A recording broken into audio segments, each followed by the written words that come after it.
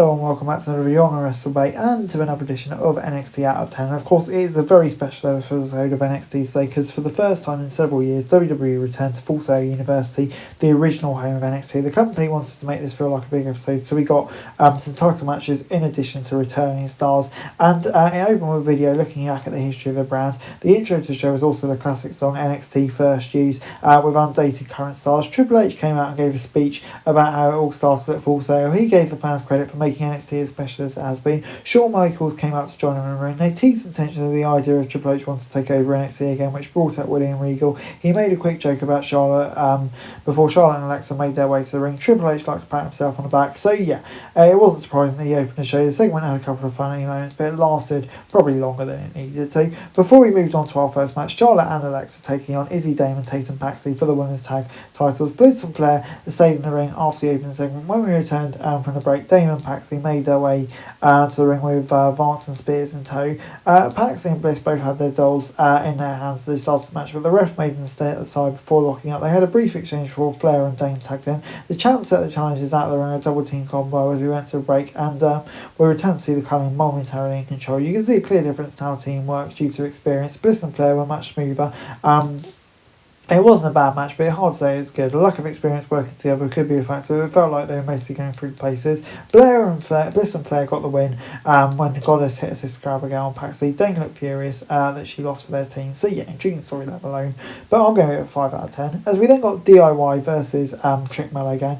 Following their confrontation last week, this was what led to the match. And yeah, Mello and Johnny Wrestling started the match with a fast-paced exchange, but Williams quickly tagged in to hit a dropkick. Ciampa came in and sent both opponents out of the ring so Gargano could hit a suicide dive to see both of them onto the announce table. We returned from a break to see Ciampa and Trick tagging Gargano and Hayes. They went back and forth until Gargano hit a slingshot for a near fall. Williams was preparing to hit his finisher when Mello tagged himself in and hit his move instead. Williams teased turning in Hayes but ended up saving him from Ciampa.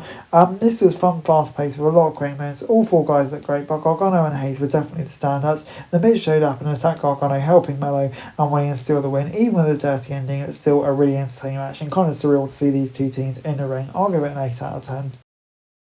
We then got Ethan Page versus Tyler Breeze for the North American title. Breeze's first match in 4 years was a North American title match. Work that out. The selfie stick came out in his old gear with classic entrance music, and they wasted no time locking up and getting into the match. After their initial exchange, All Ego nailed Breeze with a stiff right hand and grounds him as we went to a break. We returned just in time to see Breeze counter the twisted grin and begin making a comeback. The first half of the match was Page, but the second half was much more competitive as both men saw a few chances. Breeze battled a good fight, but in the end, Page got the win with a twisted grin while his opponent was hanging from the top rope. Yeah, good to see Breeze back in action, but nothing more than that. 6 out of 10.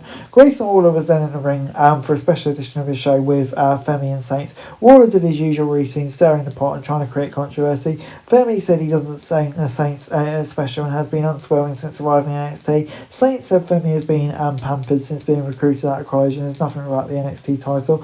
Williams came out and said the title still belongs to him. Waller suggested the title be title next week with Saints winning, facing the winner at No Mercy. This kind of bland segment only gets interesting with the prospect of a double champion next week, which is going to be very intriguing. As we then move to our main event, Fatal Influence versus Rhea Ripley, Roxanne Perez and Lyra Valkyria. Lexis King came out and gave a promo before that about how overrated the black and gold era of NXT was. He also insulted Mars Bourne a bit before Finn Balor made his return. Balor attacked King from behind and Balor joined him with coup de grace. Yeah, it's great to see Balor's old entrance music back. Yeah, so recognisable, so good. But yeah, a fun little segment. Fatal Influence attacked their opponents though in their main event as they were making their entrance, only to get an early advantage.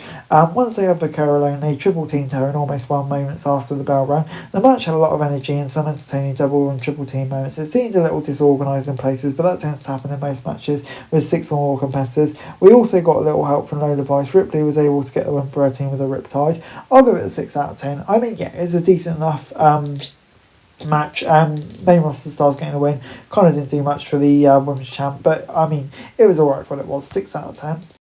The homecoming episode of NXT had plenty of callbacks from the past, but there's also lots of important people missing due to obviously being in AEW. It was surprising that the show opened with a promo from Triple H, but it lasted longer than most matches we got on this show. Having Reed return was a decent thing. Obviously, that tag match was excellent as well. So yeah, on the whole, on here, that's it for this video. Thanks very much for watching. Remember to like, share, subscribe, follow us on our socials, link in the description below for daily wrestling news, meme and content. Subscribe to our other channels on screen right now, that'd be greatly appreciated. Thanks very much for watching. Peace out.